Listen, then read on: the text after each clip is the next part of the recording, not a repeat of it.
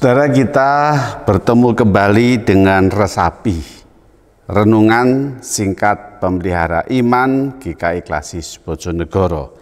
Kali ini kita akan merenungkan satu tema, yaitu kembalilah kepadaku.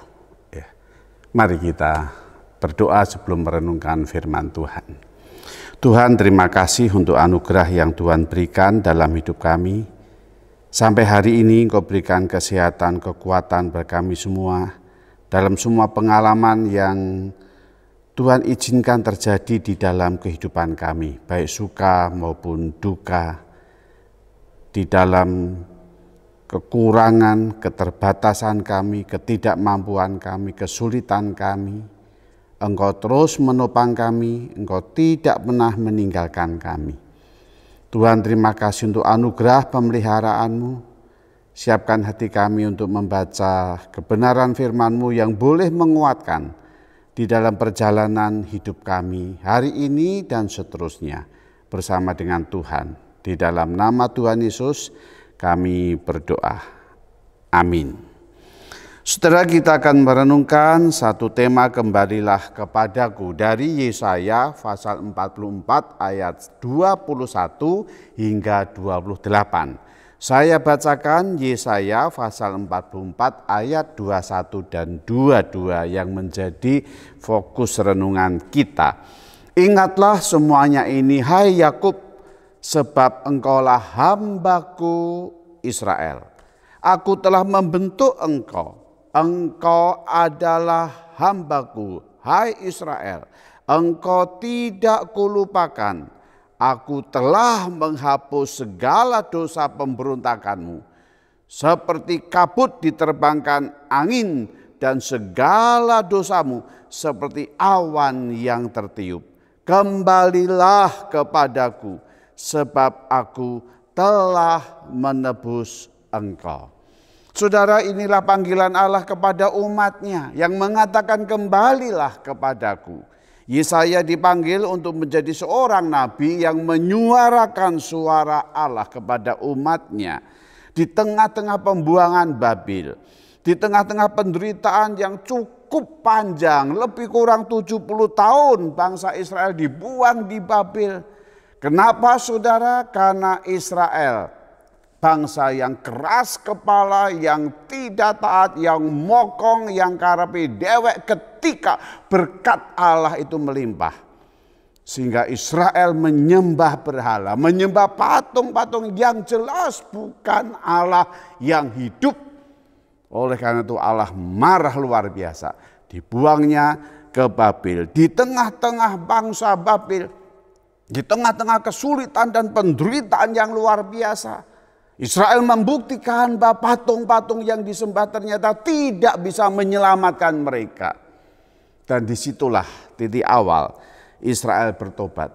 Dia datang kepada Allah, dia mencari Allah, dia menangis-nangis kepada Allah, dia minta ampun kepada Allah. Dan betul-betul sekarang dia sadar bahwa Allah yang hidup adalah Allah Abraham, Ishak dan Yakub. Allah yang membebaskan mereka dari negeri penindasan dan yang memberikan tanah perjanjian yang berlimpah susu dan madunya. Dan di tengah-tengah tangisan, jeritan, pertobatan itulah apa yang dilakukan Allah kepada umatnya Israel. Saudara, Allah tetap mengasihi umatnya.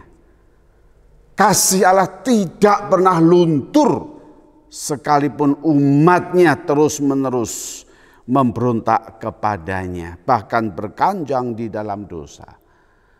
Maka apa yang dilakukan Allah? Yang dilakukan Allah pertama adalah pemberesan dosa umatnya terlebih dahulu.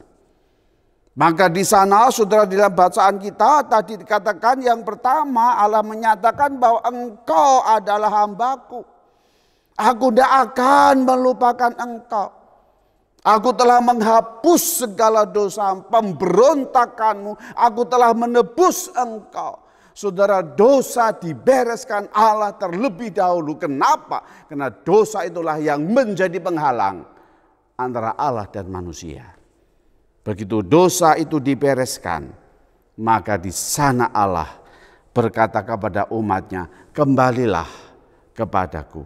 Kembalilah kepadaku, datanglah kepadaku. Karena dosamu sudah aku bereskan, dosamu sudah aku ampuni. Aku sudah menebus engkau, engkau kesayanganku, kembalilah kepadaku.